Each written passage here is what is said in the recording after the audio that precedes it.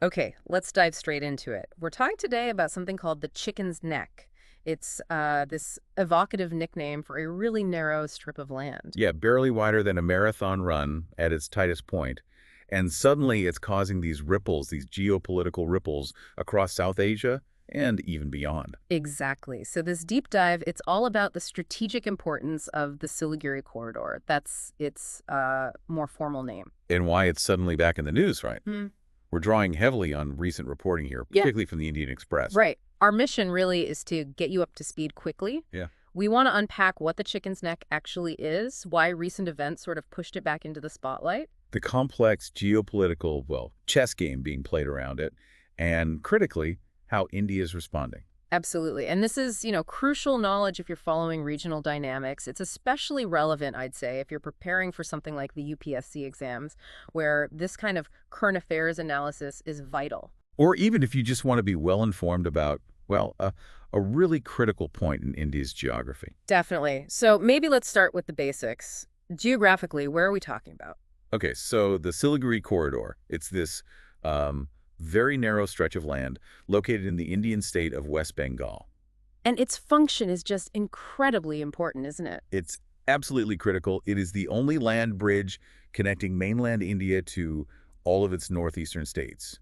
You know, the Seven Sisters Assam, Arunachal Pradesh, Nagaland, Manipur, Mizoram, Tripura, and Meghalaya. The only one. So it's like the lifeline, the single overland route. Precisely. Think of it that way. And you mentioned narrow. How narrow are we actually talking? The reporting gave a figure. It did. At its most constricted point, its narrowest width, it's just about 22 kilometers wide. 22 kilometers. Wow. Yeah, that number really underscores the fragility we're talking about. That's astonishingly narrow for connecting such a huge and important part of the country. It really is. And its position geographically kind of amplifies that. It's squeezed between Nepal to the north and Bangladesh to the south. Which makes that nickname, the chicken's neck, make a lot more sense. That extreme narrowness wedged between neighbors. It highlights the strategic importance, but also, I guess, the vulnerability. That's the heart of the strategic challenge, the vulnerability. Any major disruption in that 22-kilometer zone could be conflict, could be a natural disaster, even internal unrest. It would effectively cut off the Northeast by land from the rest of India. Completely sever the connection, yes. Now, this strategic vulnerability isn't exactly new. People have known about this for a long time. So what specifically happened recently to bring it back into focus? Well, the immediate trigger, according to the reporting we're looking at, was some specific remarks made by Bangladesh's interim chief advisor, Mohammed Yunus. Okay, and where did he make these comments? He was on a visit to China, actually. And what exactly did he say that raised eyebrows? He referred to India's northeast region, those states, as being landlocked. Okay, landlocked is, geographically true in a sense, but it sounds like there's an implication there, something beneath the surface. Oh, absolutely. By specifically using that term landlocked, the comment subtly, or maybe not so subtly, emphasizes India's dependence or potential dependence on using transit routes through Bangladesh to get to its own northeast. Ah, okay. And that's a sensitive point for India. It's a very sensitive point for New Delhi, given the obvious strategic implications of relying on another country for access to a part of its own territory. And India's reaction to this specific comment, it was pretty quick, wasn't it? Extremely swift. New Delhi almost immediately put restrictions on certain Bangladeshi exports coming through India's land entry points. Certain exports. Okay. And notably, they specifically exempted goods going to or from the other landlocked neighbors, Nepal and Bhutan. Ah, so making a very pointed distinction there, sending a clear signal. Exactly. And it wasn't just about trade measures. India also significantly accelerated work on alternative connectivity projects. These are projects specifically designed to give India access to the Northeast without needing to go through Bangladesh. Right. Projects like the Kaladan Multi-Modal Transit Project. I think I've read about that one. That's a Q1 mission, yes. Yeah. The Kaladan project connects Kolkata on India's east coast with Mizoram in the northeast. But the route goes via Myanmar. How does that work? It uses Sitwe Port in Myanmar and then moves goods inland along the Kaladan River to Palatwa and then onwards into Mizoram. It creates a completely different pathway. So India's reaction wasn't just like a minor logistical adjustment. It sounds like they interpreted Yunus's comment and maybe the context around it as a significant geopolitical signal, and responded in kind. That's definitely the interpretation. It was a clear message. Any perceived attempt to undermine India's strategic autonomy or to leverage transit dependency will have consequences. And all of this is happening against a changing political backdrop within Bangladesh itself, right? Since Sheikh Hasina left office in August 2024. Yes, that political shift is really important context. Under Sheikh Hasina, the relationship with New Delhi was generally described as warm, very friendly. But the current interim government under Muhammad Yunus. Well, according to the reporting, it's struck a noticeably different tone towards India. There's been an observed increase in sort of anti-India rhetoric gaining traction in Bangladesh. And there have been other interim reports, too. Yes, alongside that rhetoric, there have been reports mentioning politically motivated attacks on Hindu minorities in Bangladesh, although the government in Dhaka denies this aspect. And then adding another layer of complexity for India is Dhaka's relationship with Beijing. Yes, Dhaka seems to be visibly deepening its ties with China, and this is something being watched with considerable alarm in Indian policy circles. Are there specific examples causing concern?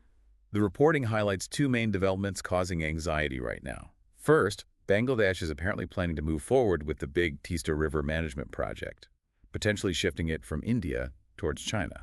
It's about $1 billion project. Okay, that's significant. And the second? The second involves plans to revive the Lalmonirhat airbase. It's in northern Bangladesh. And the concern is Chinese involvement there, too. Apparently, yes. The revival is reportedly being supported by Chinese assistance. Okay, let's zoom in on that Lalmonirhat airbase. Why is its revival, especially with potential Chinese help, such a worry for India? Well, it has a bit of history. It was built by the British back in 1931, used in World War II, but it's been mostly dormant since Bangladesh became independent. So bringing it back online is a big deal. It is, because a revived airbase, particularly one developed with Chinese support, could potentially become a logistics hub, or even a base for surveillance operations. What's there now? Currently, it just hosts a maintenance unit for the Bangladesh Air Force. But the fear in India is that it could be upgraded significantly. Upgraded for what kind of use? For full-scale military operations, potentially, or maybe dual-use missions, things that could directly threaten India's strategic interests. And then there's its location. Where is it relative to the Chicken's Neck? The sources describe it as lying perilously close to the Siliguri Corridor. Perilously close. So the real question for India isn't just about Bangladesh improving its own infrastructure. Exactly. The critical question is, who else might get to use it? Could Bangladesh potentially allow other countries, like China or even Pakistan, to operate from there? What's India's official line on this? India's stated position is quite clear. Bangladesh, like any sovereign nation, has the right to develop airfields for its own security needs. However, this is the crucial part, those facilities should not be used in any way that's directed against India or undermines India's security. Right. And stepping back a bit, this whole situation, the geography, the sensitivities, it didn't just appear out of nowhere. The reporting connects it to a pretty complex history. Oh, definitely. You can't understand the present map without looking back. The borders we see today are the result of, well, a long entangled history. We're talking Anglo-Gorkha Wars, the Dwar War, treaties like Sugali and Punaka that drew lines on maps in the colonial era. The partition of India, the creation of East Pakistan, which then became Bangladesh. And just the often arbitrary way colonial powers drew boundaries. And those lines, drawn for political reasons, often cut right through older connections, social, cultural, economic ties. Absolutely. And the result in this specific case was this extremely narrow corridor becoming the only land route to a huge integral part of India. And it's not just vital for India's connection to its northeast. No, it's also a crucial transit point for landlocked Nepal and Bhutan, even for parts of Bangladesh itself. It functions as this artery for national integration for India, but also as a key piece in the whole regional diplomatic puzzle. And the town of Siliguri sits right there in the heart of it all. Siliguri is the main hub. Road, rail, air transport all converge there. There's a massive logistical and economic center, which inevitably also makes it a magnet for, well, less desirable activities too. Like illegal trade. Yeah, things like drug trafficking, human smuggling. It adds another layer of security challenges to an already complex area. Which brings us squarely to those security challenges. They seem multi-layered. The core vulnerability, as we've said, comes from that narrow geography. It makes it susceptible to military pressure from outside, but also to internal disruptions within that small area. And then there's the proximity to the Chumbi Valley. That adds another level of tension, right? Very significant level. The Chumbi Valley is that highly sensitive point where the borders of India, Bhutan, and China meet the tri-junction. And China's activities there have been a major concern. Yes, China has been doing extensive infrastructure buildup in the Chumbi Valley. This has directly led to border tensions and standoffs. The most famous one recently was the Doklam crisis in 2017. And that Doklam standoff is often seen in the context of the Siliguri Corridor's vulnerability. Very much so, because controlling heights or positions in the Chumbi Valley could potentially allow China to threaten the corridor. China also lays claim to about 89 square kilometers right there in the Chumbi Valley area near the corridor, which keeps the issue alive. So this is where you hear analysts talking about the choke point risk, the fear of the corridor being squeezed. Exactly. The nightmare scenario, if you like, is coordinated pressure.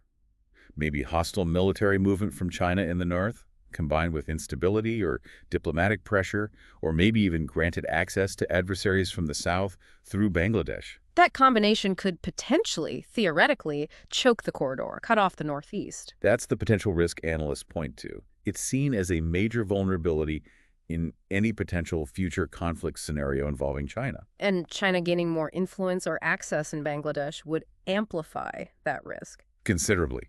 If China were to secure closer alliances, or even access to bases like a revived Lalmonirhat, it could significantly increase its ability to exert pressure on the Siliguri Corridor. Which circles right back to China's growing influence in Bangladesh that you mentioned earlier. Yes, under the current Yunus administration, those military and economic ties seem to have deepened quite markedly. China is already Dhaka's biggest arms supplier, fighter jets, artillery, naval ships, you name it. And a huge infrastructure partner, too. Massive. Building roads, railways, bridges, airports all across Bangladesh. They conduct frequent joint military exercises as well. And Chinese companies are getting involved in strategic infrastructure. That's reported too, gaining influence over key projects. So the overall effect, according to the analysis we're drawing on, is that China's expanding footprint in Bangladesh changes the strategic meaning of the Siliguri Corridor for India. It shifts it. From being primarily a logistical challenge and asset for India connecting to its northeast, it becomes a much more acute geostrategic vulnerability that demands constant attention and mitigation efforts. The geography was always a factor, but the changing geopolitics are really dialing up the pressure. Okay, so faced with this challenge, this risk of what some might call encirclement, what is India actually doing? What's the strategy? India seems to be pursuing a two-pronged strategy, broadly speaking. First, they're fast-tracking those alternative connectivity projects we talked about. Like Kaladan through Myanmar. Exactly. And there's also the India-Myanmar-Thailand Trilateral Highway Project. That one aims to link Manipur directly with Southeast Asia. The goal for both is diversification, creating multiple access routes to the northeast, reducing that single point of dependence on routes through Bangladesh. So building bypasses, what's the second prong? The second prong is strengthening the infrastructure within and through the corridor itself. There's significant investment going into building more robust rail lines and highways directly through that narrow Siliguri stretch. Why do both? Why build bypasses and strengthen the main route?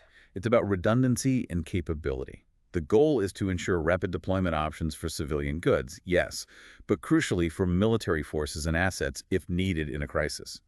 You want multiple reliable ways to move people and material. So it's a comprehensive approach. Mitigate the risk by going around the potential choke point, but also harden the choke point itself. That seems to be the logic. It's about tackling the risks posed by both the geography and the changing geopolitics by expanding and reinforcing India's network of access. And are there specific military readiness steps being taken as well? Yes, the reporting mentioned several. There was a major integrated army exercise called Tista Prehar conducted in May 2025, specifically near the corridor. Okay. And back in January 2023, there was another significant exercise involving the Army, the Indian Air Force, and the Central Armed Police Forces, the CAPFs. That one focused on battle readiness using the latest technology. And a change in how the border forces are positioned. That's right. A key decision was made in 2023 to deploy the main border guarding forces, the BSF, ITBP, and SSB, directly within the corridor area, even during peacetime. And this is linked to China's activities. Explicitly so, according to the reports. This increased precautionary deployment by India is a direct response to the increased deployment of Chinese forces on their side of the border, which has been observed since around May 2020. India felt the need to bolster its own presence. Okay, so pulling all of this together, it's clear the Siliguri Corridor, the Chicken's Neck, is much more than just a line on a map.